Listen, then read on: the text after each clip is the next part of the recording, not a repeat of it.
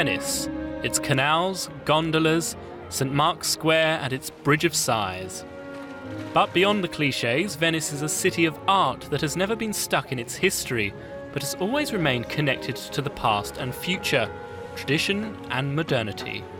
Ever since the late 19th century, the city has hosted the oldest biennial arts exhibition in the world, and even today it remains a major reference in the art world. In 2017 it welcomed more than 600,000 people, and now the 58th Art Biennale has begun, and visitors can discover works from all around the world.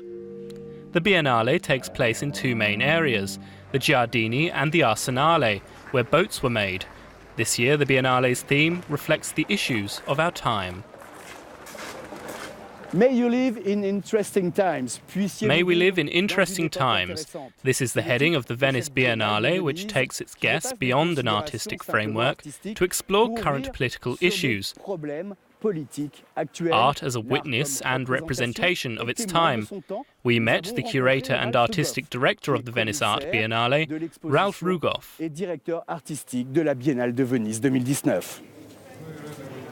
I think this is very much a show about the present. It's about the times we live in. And those times grow out of history.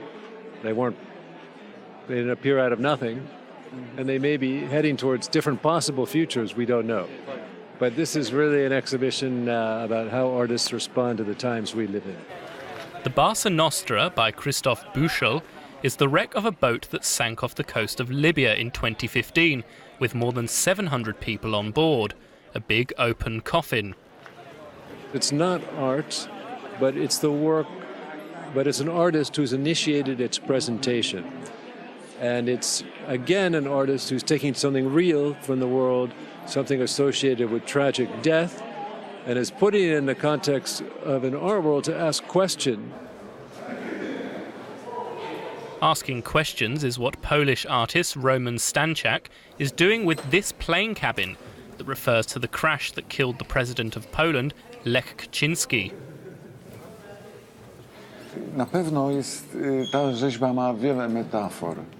This sculpture has many metaphors. There is a Polish context, but also a more universal context.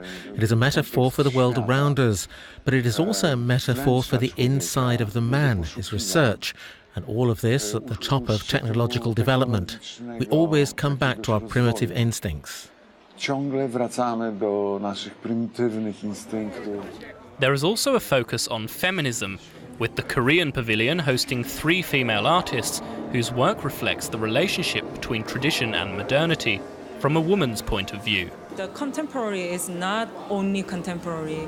We always very reflect from tradition. And also we always reinterpret tradition to contemporary.